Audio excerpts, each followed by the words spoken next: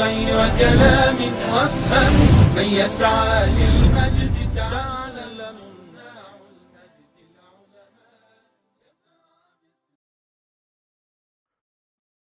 بسم الله الرحمن الرحيم. الحمد لله رب العالمين، والصلاة والسلام على نبينا محمد وعلى آله وصحبه ومن اهتدى بهداه واقتفى أثره بإحسان إلى يوم الدين. مشاهدي الأكارم، سلام الله عليكم ورحمته وبركاته. أهلا وسهلا ومرحبا بكم في حلقة جديدة من برنامجكم مقاصد الذكر الحكيم. هذه هي الليلة السابعة من ليالي شهر رمضان المبارك لعام 1447. نسأل الله تعالى أن يتقبل منا ومنكم الصيام والقيام، وأن يجعلنا وإياكم من عتقائه من النار. أخرج البخاري ومسلم وغيرهم أن رسول الله صلى الله عليه وسلم أن جبريل كان يدارس رسول الله صلى الله عليه وسلم القرآن الكريم كل ليلة. وفي العام الذي توفي رسول الله صلى الله عليه وسلم فيه دارسه مرتين. ومن مدارسة القرآن الكريم فهم مقاصد السور وأهدافها ومآلاتها وما تصبو إليه، إضافة إلى معرفة الناسخ والمنسوخ والمطلق والمقيد والخاص والعام، وتفسير الكلمات ومعرفة أسباب النزول. هذا علم، وعلم آخر معرفة مقصد هذه السورة. قد تحدثنا في الحلقات الماضية مقدمة عن هذا العلم المهم، ودخلنا إلى مقاصد سورة الفاتحة ثم جزء من مقاصد سورة البقرة، ومررنا على مقصد من تقسيم الناس إلى 3 أقسام: المتقون والكفار والمنافقون. ثم تحدثنا عن قصة آدم عليه السلام وماذا يعني ورودها في سورة البقرة. كذلك تحدثنا عن الاستخلاف الفاشل، وهو استخلاف بني إسرائيل الذين حرفوا وبدلوا وهم يعلمون. ثم دخلنا في الاستخلاف المبارك واستخلاف المرضي عنه، وذكر لنا في ذلك قصة أبي الأنبياء إبراهيم عليه السلام، وتحدثنا باستفاضة عن فضل إبراهيم عليه السلام وما السبب الذي جعله أن يكون خليلا لله تبارك وتعالى. وها نحن في آخر قصة إبراهيم عليه السلام، نتحدث عن الآيات المتبقية في آخر ما تحدث القرآن عنه في قصة سورة البقرة، أو فيما نزل من سورة البقرة. بعد ذلك سنمر إن شاء الله فيما يتعلق بأحكام المجتمع، ولماذا ذكر هنا بالتفصيل فيما يتعلق بالطلاق، الزواج، الطلاق، العدة، فيما يتعلق بالمعاملات المالية، الإنفاق، الربا، الدين، كل ذلك لماذا ذكر في سورة البقرة وماذا يعني ذلك. وقبل أن أنسى، وإن أنسى فلا أنسى، فيما يتعلق أيضا بتحويل القبلة، لماذا حولت القبلة من بيت الشام، من بيت المقدس، إلى المسجد الحرام؟ قد نرى تقلب وجهك في السماء فلنولينك قبلة ترضاها. كل هذه الأمور نضعها في محاور أساسية على شيخنا وأستاذنا الدكتور حسن سلمان الداعية المعروف. فأهلا وسهلا بكم شيخنا. أهلا وسهلا، مرحبا بك والمشاهدين. حياكم الله. وقفنا في آخر ما وقفنا فيما يتعلق بإبراهيم عليه السلام، إذ ابتلى إبراهيم ربه بكلمات. أنجزنا هذا كله حتى وصلنا فيما يتعلق بتأسيس المسجد الحرام، أو رفع قواعد الكعبة المشرفة. قال الله تعالى: وإذ يرفع إبراهيم القواعد من البيت وإسماعيل. ثم أيضا إبراهيم وهو وابنه يرفعان القواعد، كان يقولان: ربنا تقبل منا إنك أنت السميع العليم، وأيضا ربنا واجعلنا مسلمين لك ومن ذريتنا، إلى أن قال إبراهيم عليه السلام وابنه: ربنا وابعث فيهم رسولا منهم يتلو عليهم آياتك ويزكيهم يتلو عليهم آياتك ويعلمهم الكتاب والحكمة ويزكيهم إنك أنت العزيز الحكيم. تعليقكم حول هذه الآيات؟ الحمد لله رب العالمين، والصلاة والسلام على رسول الله الأمين وعلى آله وصحبه أجمعين. أما بعد، إبراهيم عليه السلام نال حظا وافرا وحظا كبيرا في الآيات، سواء كانت في سورة البقرة أو بقية السور كما تحدثت وأشرت إليها تحديدا أنت في الحلقة الماضية.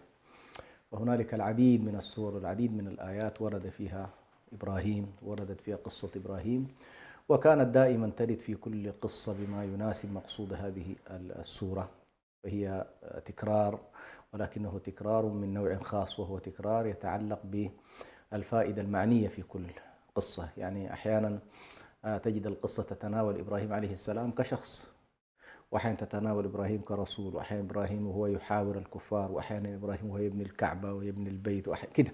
فتجد في كل قصة من القصص لها دلالتها. هنا نلاحظ بأن إبراهيم عليه السلام يرفع البناء الثاني بالنسبة للكعبة، لأن الكعبة لم يكن تأسيسها وإنشاؤها مع إبراهيم عليه السلام. أحسنت. إبراهيم عليه السلام هو إن صح التعبير المؤسس الثاني، ولذلك قال وإذ يرفع القواعد. فكانت هنالك أسس موجودة، وما من نبي إلا ومر بهذا البيت كما ورد في النصوص. وبالتالي إبراهيم عليه السلام رفع قواعد هذا البيت ومعه ابنه إسماعيل، وتتابعت دعواتهم في هذا. تتابعت الدعوات أولا بأن يرزق الله سبحانه وتعالى أهل هذه البلدة، وإن كان إبراهيم عليه السلام دعا للمؤمنين منه، والله عز وجل عمم موضوع الأرزاق، لا علاقة له، لأن الله يرزق الكل. صحيح. هذه لفتة مهمة. اللفتة الثانية وهو أن إبراهيم عليه السلام، الآية الكريمة لو نتلوها أحسن. نعم. ربنا وإذ قال إبراهيم رب اجعل هذا بلدا آمنا وارزق أهله من الثمرات من آمن منهم بالله واليوم الآخر. بالله واليوم الآخر. الله سبحانه وتعالى ماذا قال؟ قال ومن كفر. يعني الرزق، يعني سأرزق هؤلاء وسأرزق هؤلاء. أيوة، لأن أنا رب العالمين.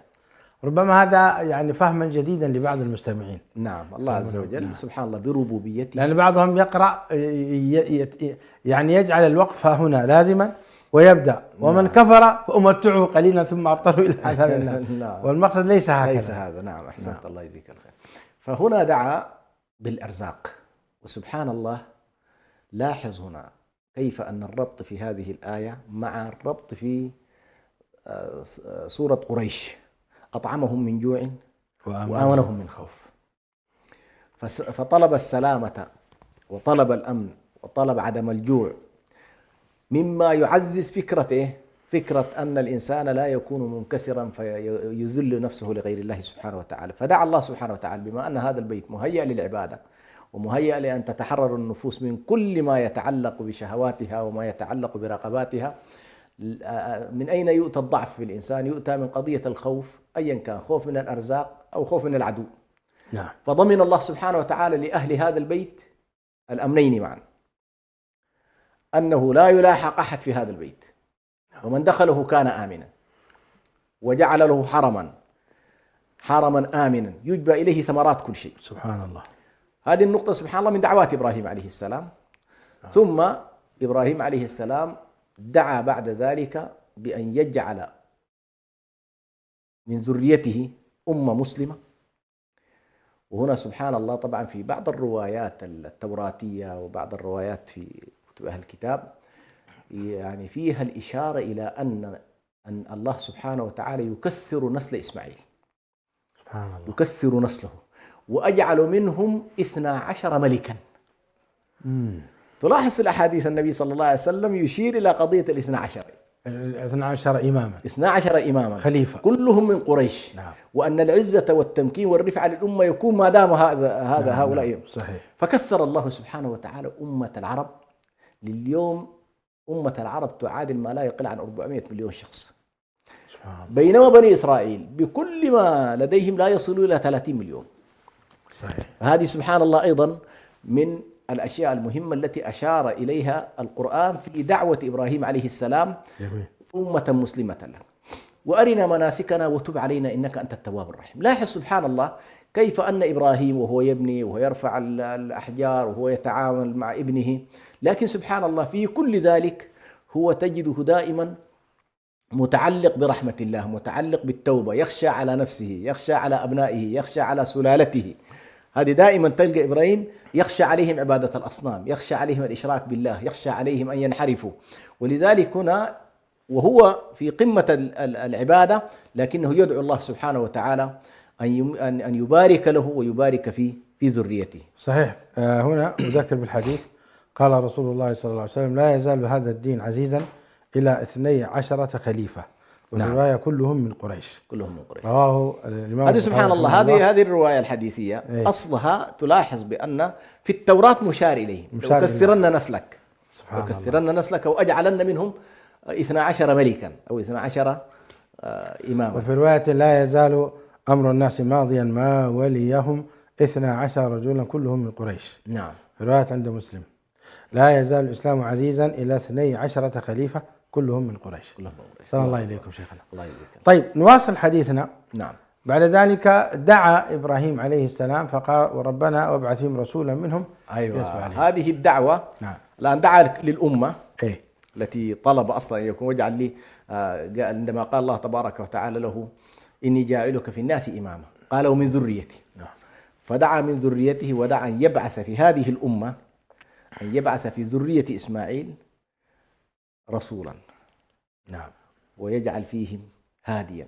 هنا تلاحظ سبحان الله، كنت أتأمل بين هذه الدعوة وبين تعلق رسول الله صلى الله عليه وسلم قلبه في قبل تحول الكعبة، قبل تحول القبلة، الارتباط بين هذه الدعوة التي فيها في النهاية سر وجداني صح التعبير، يعني سر من الأسرار في أنه والله هي دعوة إبراهيم أن يجعل هذا البيت قبلة للناس، وأن يجعل في هذه الأمة رسولا، وأن تكون هنالك بشرى. فإبراهيم عليه السلام هو دعوة محمد عليه الصلاة والسلام، هو دعوة إبراهيم وهو بشرى عيسى عليه السلام. فدعا الله سبحانه وتعالى هنا واستجاب الله سبحانه. يعني الدعوات كلها تكاد التي دعيت في هذا المكان استجابها الله سبحانه وتعالى لإبراهيم عليه السلام، وبعث النبي الوحيد من ذرية إسماعيل هو محمد عليه الصلاة والسلام. جميل. طيب ننتقل الآن إلى قضية تحويل القبلة. لماذا حولت القبلة؟ قال الله تبارك وتعالى: سيقول السفهاء ما ولاهم عن قبلتهم التي كانوا عليها قل لله المشرق والمغرب يهدي من يشاء إلى صراط مستقيم، إلى أن قال: قد نرى تقلب وجهك في السماء فلنولينك قبلة ترضاها فول وجهك شطر المسجد الحرام وحيثما كنتم فولوا وجوهكم شطره. كذلك قال: وما كان الله ليضيع إيمانكم إن الله بالناس لرؤوف رحيم. هنا في ظل هذه الظروف، في ظل هذه يعني الأوضاع التي كان النبي عليه الصلاة والسلام يحرص إلى جمع الكلمة وتأليف القلوب والتأكيد على ربط الإيمان بالإسلام، يأتي الأمر بتحويل القبلة. ما سر ذلك؟ نعم. طبعا القرآن الكريم سبحان الله يتدرج بالناس فيما يتعلق بالتشريع، قضايا التشريعات تلاحظ بأن فيها تدرج وفيها كذلك انتقال شيئا فشيئا. سبقت الآيات قبل الحديث عن إبراهيم عليه السلام بعد قول الله تبارك وتعالى: ومن أظلم من منع مساجد الله أن يذكر فيها اسمه قال ولله المشرق والمغرب يهدي من يشاء إلى صراط مستقيم. لاحظ هناك لم يشر الله سبحانه وتعالى إلى قضية النسخ، إلى أن الله سيغير القبلة، ولكن مهدهم بقضية مهمة جدا في الأذهان والتصورات، حتى إذا جاء موضوع التحويل لا يكون الأمر مستغربا. هنالك قاعدة راسخة وهو موضوع الأزمنة، موضوع الأمكنة، موضوع الاتجاهات. هذه مسألة وإن كانت من الشعائر لكنها في نهاية المطاف ليست جوهر ما يريده الله سبحانه وتعالى منا في التعبد. الجوهر في الطاعة، الجوهر في الطاعة والامتثال. نعم. يعني الله الذي قال لك اتجه هكذا، لو قال لك اتجه هكذا، القضية ليست في الوجهة إنما في أمر الله الذي صحيح. قال لك اتجه يمين وشمال. فهنالك مهدهم بقوله ولله المشرق والمغرب. موضوع المشارق والمغارب من خلق الله تبارك وتعالى، والله واسع ليه؟ الله واسع عليم. فتلك تمهيد، فتلك الآية كانت ممهدة سيقول السفهاء ما ولاهم عن قبلتهم التي كانوا عليها. جميل. هذا الانتقال طبعا النبي صلى الله عليه وسلم كانت منذ البداية رغبته في أن يتوجه الكعبة، ولكن امتثالا لأمر الله عز وجل كان يصلي نحو بيت نحو بيت المقدس. وهنا سبحان الله تتجلى مسألة مهمة جدا، وهو أن النبي صلى الله عليه وسلم هو أيضا مأمور بأمر الله مثل سائر العباد. يعني رغبتك أنت، تشهيك أنت، تطلعاتك الخاصة، أمانيك، هذا شيء، ما يريده الله سبحانه وتعالى شيء آخر. وبالتالي أنت كما تقول للناس أطيعوا الله، أيضا أنت مطالب بطاعة الله سبحانه وتعالى. فالنبي صلى الله عليه وسلم ظل سبحان الله في البدايات مع إعلام جبريل له بأنه لأنه ليس لنا الآن في كتاب الله آيات تدل على أن النبي أمر بأن يولي شطر المسجد شطر بيت المقدس. وهنا طبعا تأتي قضية ما يمكن أن نسميه بالوحي غير المتلو، لأن الذين ينكرون الآن سنة النبي صلى الله عليه وسلم ويريدون أن يتحرروا منها ويريدون أن يقولوا أنهم قرآنيون، هؤلاء مثل هذه الآيات ترد عليهم ردا طبيعيا. لو قلت لهم الله تبارك وتعالى غير القبلة من المسجد الأقصى إلى المسجد الحرام، طيب أين كان الأمر بأن يتوجه النبي صلى الله عليه وسلم إلى إلى بيت المقدس؟ صحيح. إن لم يكن هنالك وحي آخر، هذه الوحي الآخر هو الذي كان النبي صلى الله عليه وسلم توجه به إلى بيت المقدس، ثم وفعله يدل عليه، وما كان النبي صلى الله عليه وسلم يفعل ذلك عبثا أصلا، لا يمكن أن يفعل ذلك من تلقاء نفسه، إنما يفعل ما يأمره الله تبارك وتعالى. جميل. فهنا هذا التوجيه نحو بيت المقدس كان طبعا اليهود مبسوطين ويشعروا بأنه والله النبي صلى الله عليه وسلم تابع لهم في القبلة وأنه لم يخرج عن السياق الذي يريدون. فلما جاء التغيير اقتاض اليهود حسدا من عند أنفسهم كيف أن النبي صلى الله عليه وسلم يتوجه باتجاه آخر، فصار النبي بين طرفين، طرف المنافقين وطرف اليهود، فهم السفهاء الذين أشار الله إليهم. سيقول السفهاء من الناس هنا ما ولاهم عن قبلتهم التي كانوا عليها، هي إشارة إما إلى اليهود وإما إلى المنافقين وإما إلى الطرفين معا، وهو الصحيح الطرفين مع بعض. هؤلاء قالوا كيف يتغير الأمر، هذا دين ليس ثابت، مرة يتجه شرقا، مرة يتجه غربا، مرة يتجه جنوبا، مرة شمالا، هذا ليس دينا. اليهود لا، الموضوع كان بالنسبة لهم كيف يتجه قبلة غير قبلتهم التي كانوا. فالله سبحانه وتعالى علم كأنهم شعروا أنه سحب منهم البساط. نعم، هم كانوا يسوقوا كانوا يسوقوا بأنهم مش شايفين هو نفسه هو ماشي على قبلتنا. نعم. الله سبحانه وتعالى في هذا المحك يا شيخ برهان علم الصحابة رضوان الله عليهم مسألة مهمة جدا في غاية، وهو الامتثال، الطاعة، التسليم لله، أن لا يكون الإنسان رغباته هي التي تحدد بقدر ما هو أوامر الله سبحانه وتعالى، صناعة الهوية الخاصة للأمة. الأمة التابعة دائما لا تصنع هويتها إلا إذا كانت تميزت في خصوصيتها الهوياتية. سبحان الله. نعم. ما ننسخ من آية أو ننسها نأتي بخير منها أو مثلها، شتان بين المقامين كلاهما طبعا بلا شك. يعني الله عز وجل من حقه أن ينسخ، من حقه أن يأتي بشيء جديد، من حقه أن يأمر وينهى، وعلى العباد الطاعة. نعم. طيب ما الذي نستفيد منه الآن من تحويل القبلة وقصة تحويل القبلة وما كان الله يضيع إيمانكم إن الله بالناس؟ هذا التوجيه، هذا تحول من جهة إلى جهة أخرى.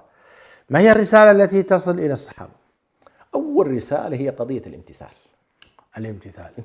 نعم. إن والله أنا ما مهدت لكم لله المشرق والمغرب، أو هذه الفكرة أساسية بالنسبة لك. ليست القضية في إنه والله إلى أين تتجه، ولكن إلى من تتجه. هذه جوهر القضية، أنك تتجه إلى الله فثم وجه الله. هذه القضية الأولى. الأمر الثاني خصوصية بناء مشروع الأمة الرسالي، أنه والله هذا المشروع له قبلته وليس تابعا للقبلة السابقة التي نسخت، اللي هو هذا النسخ سبحان الله في الرسالات، هذا النسخ الأبرز بطبيعة الحال في الرسالات. فشريعة النبي صلى الله عليه وسلم مخالفة لشريعة الذين سبقوا فيما يتعلق حتى في القبلة. فقبلته عليه الصلاة والسلام قبلة خاصة، وهي من الأرض المقدسة إلى الأرض الحرام، ومعروف أن الأرض الحرام في الرتبة وفي المقام أعلى من الأرض المقدسة. نعم. النقطة الثالثة صناعة الهوية الخاصة بالأمة. الأمة لها ميزتها ولها خصائصها ولها كذا، وبالتالي وأن قبلتها إلى البيت الحرام، قبلتها البيت المسجد الحرام. نعم. وبالتالي إذا كان والله أنا حتى على مستوى الأشكال عندي ميزتي، على مستوى الترميز عندي خصوصيتي، ما بالك على مستوى العقائد والتصورات والتشريعات هذه القضايا الكبيرة جدا. للأسف الشديد بعض الناس لا يلتفتوا إلى هذا، ولذلك يتعجب البعض عندما نحاول أن نقول والله يا أخي الأعياد يجب أن تتميزوا بأعيادكم، الشعائر تميزوا بشعائركم، الهويات تميزوا بهوياتكم، على مستوى الزي خلي زيك متميز. لماذا؟ لأن العلم الاجتماع اليوم أثبت، وابن خلدون نص على ذلك، المغلوب مولع دوما بتقليد الغالب. الله لا يريدك أن تقلد. نعم صحيح. لا يريدك أن تقلد. ومن تشبه بقوم فهو منهم. فلا تكن ويقول لك أنت والله لك هويتك، لك خصوصتك، لك كذا لك كذا. ولذلك هذا الكلام سبحان الله بعضهم الذي لم يتعمق فيما أراده شيخ الإسلام ابن تيمية في كتابه اقتضاء الصراط المستقيم لا ينظر إلى هذا البعد، بعد الهوية وتعزيزها وترميز، وجود ترميز لها، وجود عناصر لها، وجود مكونات لها. ثم في معمعة هذه القضية جاء سؤال إنه والله ما بال الذين كانوا يصلون إلى بيت المقدس؟ أولئك صلوا بأمر الله فتقبل الله منهم. وأنتم الآن تتجهون إلى اتجاه آخر بأمر الله أيضا وسيكون متقبل منكم، وما كان الله ليضيع إيمانكم. وهنا طبعا في لطيفة مهمة جدا. أيوة، ما هي لطيفة؟ لماذا قال إيمانكم ولم يقل أيوة هذه طبعا سبحان الله واحدة من القضايا المهمة جدا في علم العقيدة، وهو دخول العمل في مسمى الإيمان، وأن العمل ليس تصديق فقط، إنما وأن الإيمان ليس تصديق فقط كما تقول المرجئة، ولكنه تصديق وإقرار وعمل ونطق. هذه كلها تدخل في مسمى الإيمان. يعني لولا إيمانه ما توجه بالصلاة إلى بيت المقدس. نعم. ولولا إيمانه أيضا نعم ما أطاع الله فغير قبلته إلى المسجد الحرام. نعم أحسنت. فالموضوع موضوع إيمان بالله وبأوامره. يضيع إيمانكم إن الله بالناس لرؤوف رحيم. يعني كيف يضيع الله أقواما أطاعوه في لحظة قال فيها توجه إلى بيت المقدس، فلما ماتوا على هذه الحالة لا، ما في كلام زي. العدالة الإلهية تقتضي أن هؤلاء مضوا على أمر الله. اليوم طبعا وهذا لا يعني التنقيص أو التهوين من المسجد الأقصى بيت المقدس. نعم. لا يزال بيت المقدس له مكانته وله حرمته. سبحان الذي أسرى بعبده ليلا من المسجد الحرام إلى المسجد الأقصى الذي باركنا حوله نعم. لنريه من آياتنا إنه السميع البصير. نعم. ومما يؤكد أهمية المسجد الأقصى أن النبي صلى الله عليه وسلم صلى إليه أكثر مما صلى إلى المسجد الحرام. صلى عليه أليس كذلك 15 عاما. 15 عاما. وصلى إلى المسجد الحرام أقل من 10 سنوات. نعم. أقل من 10 سنوات بأبي وأمي. نعم. صلى الله عليه وسلم. هذه معلومة ربما تخفى على بعض. تغيير القبلة تم بعد الهجرة إلى المدينة بسنة وعدة أشهر. نعم. بسنة وعدة أشهر. بسنة 6 أشهر. نعم. تقريبا. نعم. نحن هنا في إسطنبول نصلي نعم إلى القبلتين. نعم. نصلي إلى المسجد الحرام. وبيننا وبين المسجد الحرام بيت المقدس. نعم. وهذه سبحان الله ميزة تميز بها أهل إسطنبول عن بقية سكان تركيا.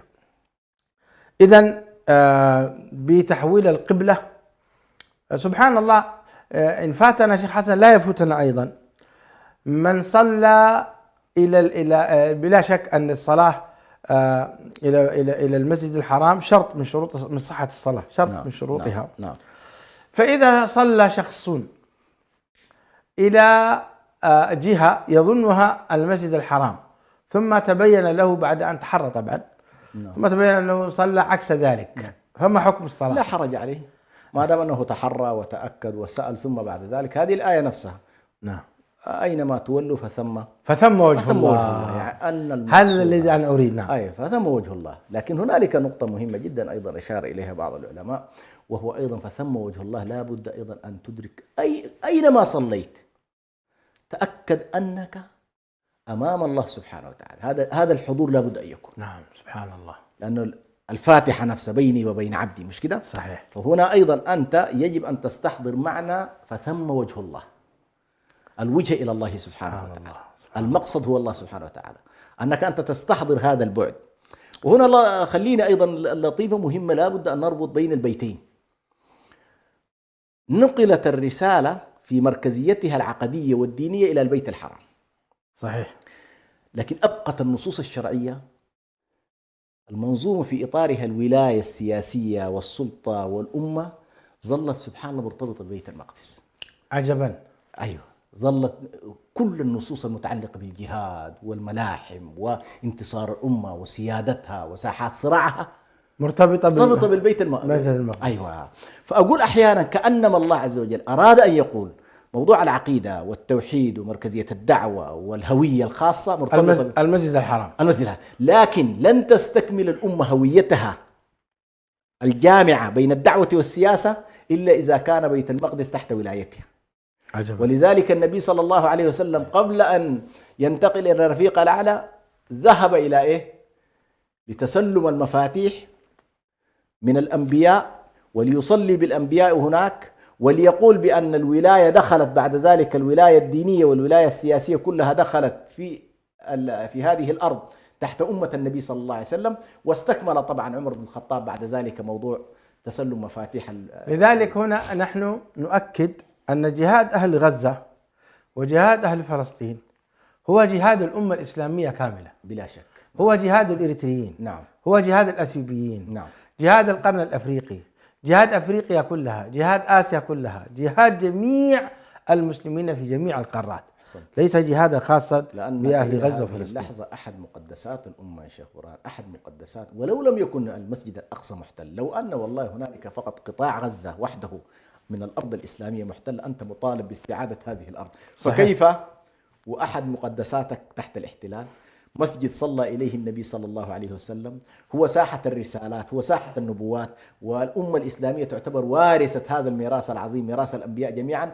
وإذا بهذا الميراث اليوم يكون أعوذ بالله تحت أعداء الله سبحانه وتعالى.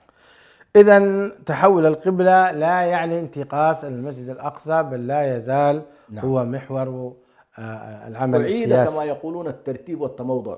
فقط أي ترتيب الأوضاع. حصل أن الأرض الحرام صارت هي المقدمة والمركز هي الأول، وأن الصلاة في المسجد الحرام 100,000 صلاة وهكذا.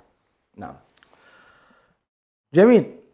شيخنا الجليل، فيما يتعلق ببناء المنهج التربوي للأمة، ومن آية 151 إلى آية 157: كما أرسلنا فيكم رسولا منكم يتلو عليكم آياتنا ويزكيكم ويعلمكم الكتاب والحكمة ويعلمكم ما لم تكونوا تعلمون. تعليق خفيف على هذا، ثم سننتقل بعد ذلك إلى التشريعات المنظمة للحياة.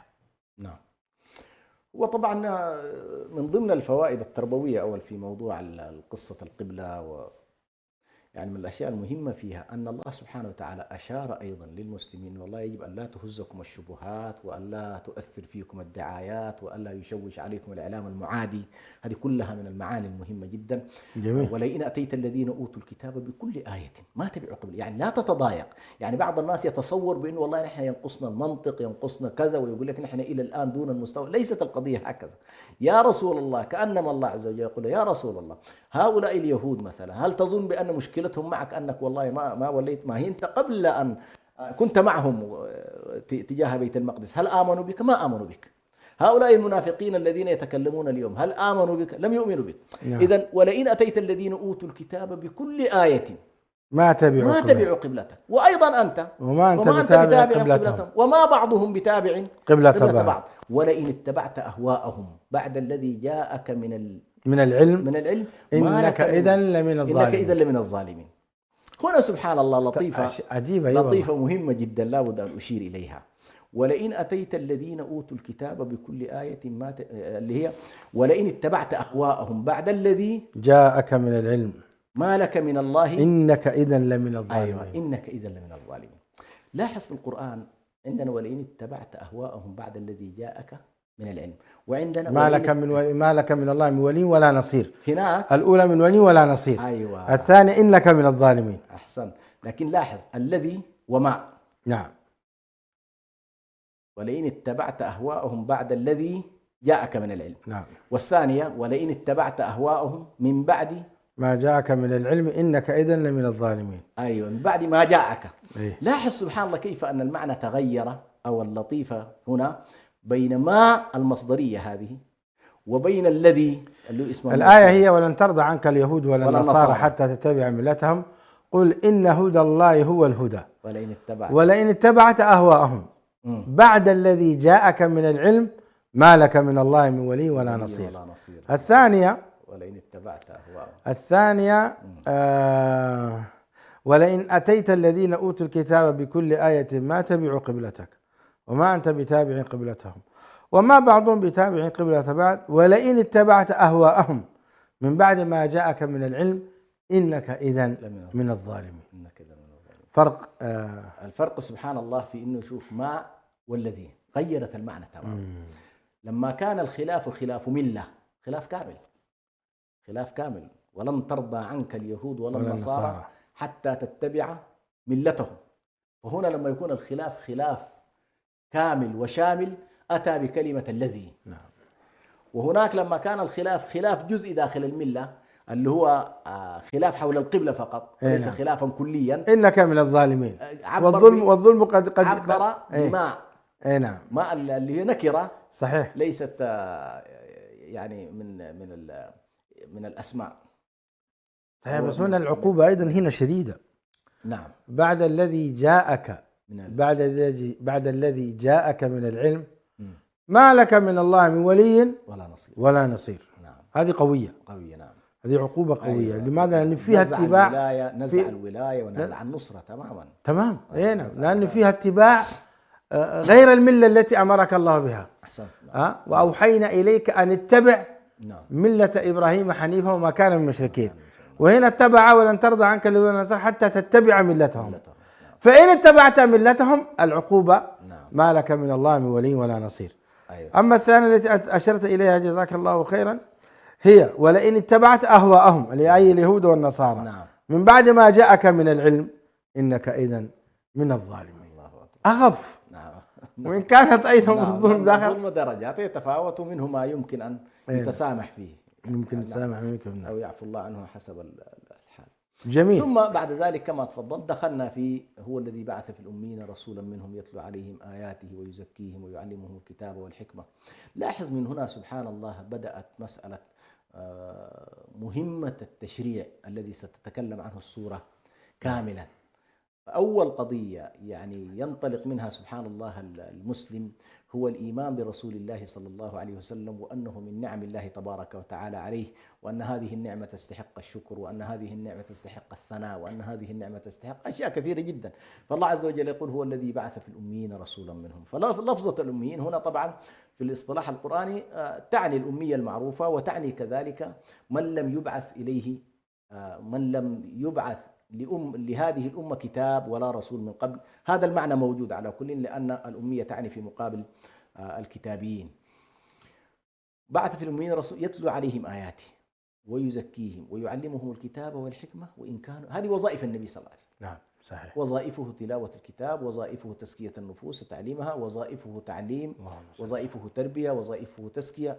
هذه الوظيفة، هذه آيات التربية والتعليم. صحيح. أيوة. جزاك الله. ولذلك سبحان الله كل ما يأتي بعد ذلك يجب أن تستصحب فيه هذا المعنى. طيب شيخنا الجليل، فيما يتعلق بتربية هذه الأمة بأحكام العبادات، من قوله تبارك وتعالى إن الصفا والمروة من شعائر الله فمن حج البيت واعتمر فلا جناح عليه أن يطوف بهما، إلى أن انتهى بقوله تعالى وأتموا الحج والعمرة لله، وذكر مجموعة من أحكام الحج. هنا طبعا تحدث عن الصلاة، الزكاة، والصيام، والحج. أتى بأركان الخمسة. نعم. من شهادة أن لا إله إلا الله وتحدث عنها ضمن في هذه الآيات، ثم أتى بالأربعة. ما الرسالة التي يرسلها الله عز وجل في هذه السورة التي نحن اتفقنا أنها سورة الاستخلاف؟ أول سبحان الله، طبعا من حيث الترتيب لو تلاحظ الحج لم يفرض بعد، جاء متأخرا، ولكن سبقت الآية هذه إن الصفا والمروة. صحيح. كنت أقول لماذا سبقت، يعني ليش والله ما خلاها مع أحكام الحج. نعم. صحيح. هي لو تلاحظ حاول أن يجعلها قريبة جدا من قصة إبراهيم وإسماعيل حتى لا تهمل الأمة المهاجرة هذه التي صبرت. وموضوع الصفا والمروة له علاقة بأسرة إبراهيم. صحيح. وبصبر هذه المرأة وبعظمتها وبالتالي هذه الشعيرة المرتبطة بالحج موضوعيا، نعم. لكن مرتبطة بإبراهيم زمانيا ومكانيا وأسريا، مرتبطة به. صحيح. وبالتالي قدمها الله سبحانه وتعالى حتى تكون صحيح. تابعة، وبالتالي تناول إبراهيم وتناول إسماعيل وتناول كذلك الرمزية المعروفة. فكأنه تناول هاجر أيضا التي هي هاجر. أحسن. ولكن هاجر. تناول هاجر بقصتها المعروفة. أيوة. أن الموضوع الأساسي لها نعم هو موضوع السفر. الله أمرك بهذا. نعم. قال نعم. قالت إذا لن يضيعنا. لن يضيعنا. فكانت في أرض فلاح. نعم. صحراء لا يوجد فيها وبعدها شيء. مباشرة سبحان الله جاءت الآيات حول قضية البينات والبصائر من الذين يكتمون ما أنزلنا من البينات والهدى. ثم أول قضية سبحان الله بعد قضية الترتيب هذا جاءت وإلهكم إله واحد لا إله إلا هو الرحمن الرحيم. ثم دخل بعد ذلك إن في خلق السماوات والأرض. نعم. ثم ومن الناس من يتخذ من دون الله أندادا. سبحان الله هذا التسلسل، كيف أن الله عز وجل حدد القضية المركزية في التصور الإسلامي هي قضية التوحيد، إلهكم إله واحد. كيف يتعزز هذا التوحيد؟ من خلال التدبر والتفكر، التدبر في آيات الله والتفكر في آيات الكون. جميل. فإذا وصلت في التدبر والتدبر في آيات الله وعززت التوحيد بلغ بك إلى مستوى المحبة لله. سبحان الله. فحب الله لا يأتي هكذا، يعني حب الله، ولذلك دخل مباشرة في قضية الحب. ولكن أول شيء أراد أن يحدث التخلية قبل التحلية. ومن الناس من يتخذ من دون الله أندادا يحبونهم كحب الله. وهذه الأنداد في يا أيها الناس اعبدوا ربكم الذي خلقكم. الله عز وجل قال ولا تتخذوا، حرم علينا اتخاذ الأنداد. نعم. مش كده؟ فلا تجعلوا لله أندادا وأنتم تعلمون. صحيح. طيب هؤلاء الأنداد أيا كانوا، شوف كلمة أنداد أيا كان، ولي مقرب، ملك مقرب، ولي صالح، نبي مرسل، أيا كان هذا، حتى هواك، حتى أحيانا الزعماء والرؤساء والمقربين وأصحاب، أيا كان اتخذته ند في مقابل إيه؟ الإله. وهنا سبحان الله من رحمة الله عز وجل قضية الحب أوجد فيها مساحة قابلة لإيه؟ للتسامح فيها. يعني مثلا لاحظ لو أن الله عز وجل قال ومن الناس من يتخذ من دون الله أندادا ثم سكت وجاء طوالي للعقوبة، أي شخص أحب شيئا مع الله، أحب شيئا في هذه الحياة، يعني أنت في القلب مجموع حب الله ومجموع حب الزوجة ومجموع حب الولد ومجموع حب المال، مش كده؟ دي كلها مجتمعة موجودة في القلوب. نعم. أليس كذلك؟ وفطريا صحيح. الله عز وجل الذي خلقنا ويعلم أحوالنا ويعلم أننا لن نخلو من الحب. صحيح. فاشترط علينا في قضية الحب شيء واحد، ألا يكون هذا الحب مثل من حب الله. نعم. قل إن كان آباؤكم وأبناؤكم وإخوانكم وأزواجكم وعشيرتكم إلى أحب إليكم من الله ورسوله وتجارة تخشون كسادها ومساكن. فإذا في قضية الحب مطلوب منك أنت صحيح أحب إليكم، أفعل تفضيل. أيوة. وبالتالي كيف أعرف أن والله هي أحب؟ عندما تأتي المزاحمة. نعم. هل والله عندما يأتيك أمر الله وتأتيك الرغبات الخاصة والمطالب الخاصة والود الخاص، ماذا تقدم؟ هل تقدم حب الله؟ تقدم حب رسالة الله؟ تقدم حب رسول الله صلى الله عليه وسلم؟ أم تقدم؟ لذلك عمر لما قال للنبي صلى الله عليه وسلم والله يا رسول الله إني أحبك من أفضل، يعني أعلى من كل شيء إلا من نفسي. قال والله لن تؤمن حتى تحبني أكثر من نفسي. قال الآن أنت أحب إلي. أي نعم. لماذا قال الآن أنت أحب إلينا؟ ولماذا بهذه السرعة مباشرة؟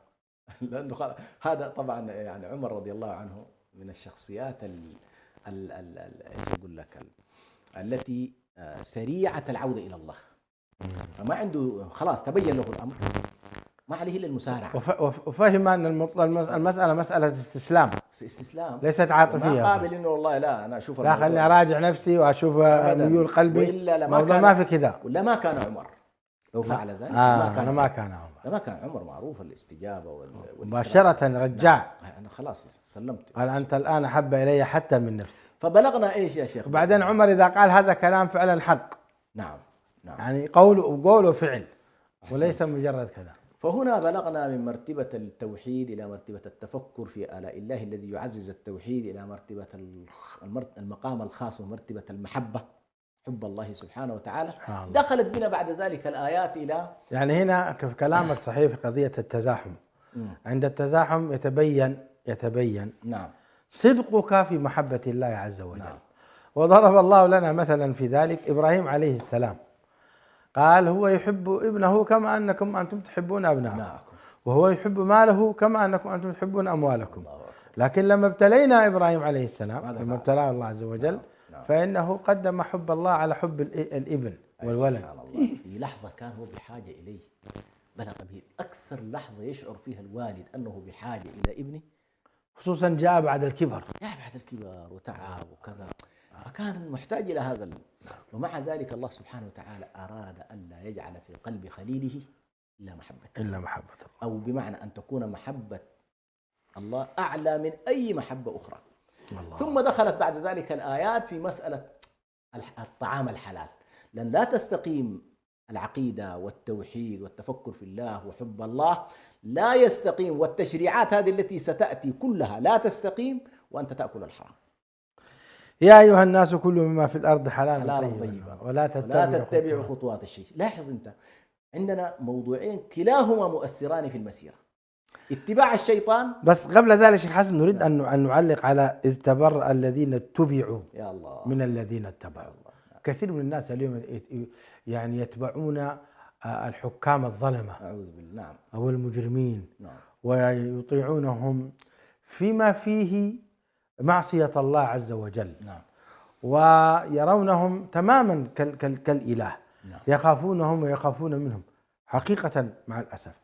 أليسوا هم داخلون هنا في هذا المعنى العظيم؟ هذه الآية شيخ برهان هي آية عامة لكل من يؤثر اتباع غير أمر الله وينحي أمر الله جانبا أيا كان. نعم. سواء كان والدا أو مولودا أو ملكا أو جنديا أو وليا من الأولياء يتبعه الأحبار والأتباع، أو شيخا من الشيوخ، أو مذهبا من المذاهب، كل هذه إذا اتبعتهم وأنت تعلم بأن أمر الله خلاف ما هم عليه، فأنت دخلت في هذه الآية. وأدمج معها آية الأحزاب، وقالوا إن أطعنا سادتنا وكبراءنا فأضلونا السبيل. صحيح. هذه لا بد خطورتها، إنه الله كأنما الله عز وجل يقول لك تحرر.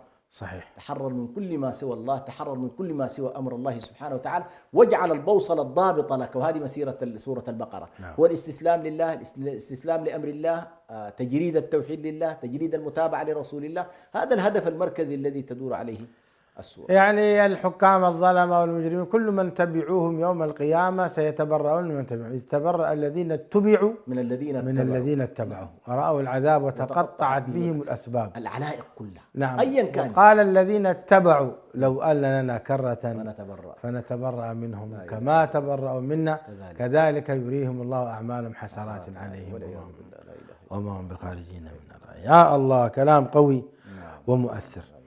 الآن نعود إلى قضية ما دخل هنا الطعام والشراب. يا أيها الناس كلوا مما في الأرض حلالا طيبا ولا تتبعوا خطوات الشيطان إنه لكم عدو مبين إنما يأمركم بالسوء والفحشاء وأن تقولوا على الله ما لا تعلمون. الكلام كان عن العقيدة، كان الكلام عن حب الله عز وجل وتوحيده، ثم نقفز مباشرة إلى الطعام والشراب. ما الرابط شيخ حسن؟ أحسنت، الله يذكر. سبحان الله، شوف طريقة القرآن الكريم في كيف أنه يدخل العقائد والتصورات مباشرة مع الأعمال والأثر.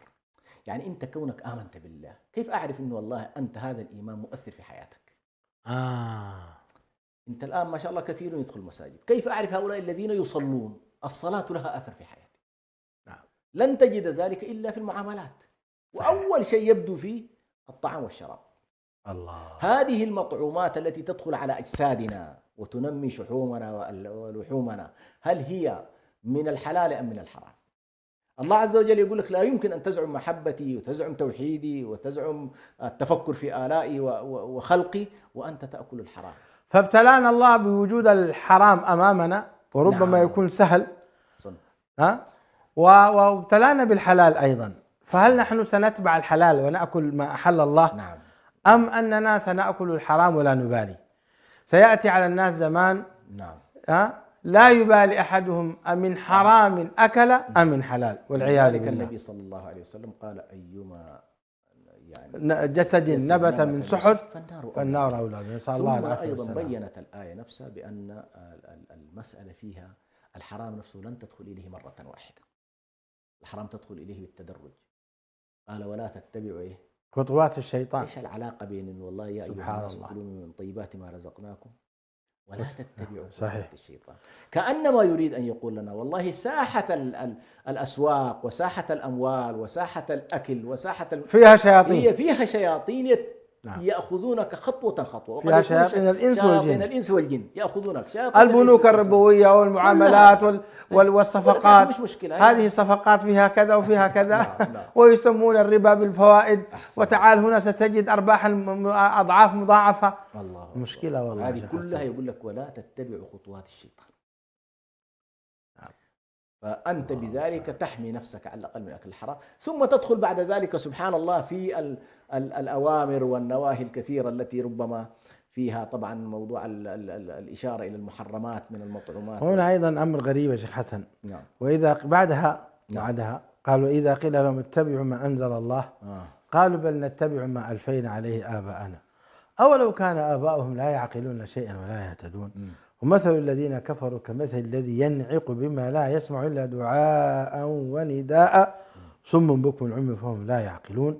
ثم قال يا أيها الذين آمنوا كلوا من طيبات ما رزقناكم واشكروا لله إن كنتم إياه تعبدون. يا الله، كلام مرتبط بعضه ببعض. لاحظ الآن سبحان الله، يعني كان ممكن آيات الطعام تتبع نفس الآيات السابقة. صحيح. لكن كأنما الله سبحانه وتعالى يقول لنا أين التحدي في قضية الانتقال والالتزام بالحلال؟ قضية العوائد أيا كانت سبحان الله، سواء في التصورات والعقائد أو في السلوك، المعاناة تكمن وين؟ تكمن في أن هنالك عادة محكمة أو عادة مسيطرة على الناس.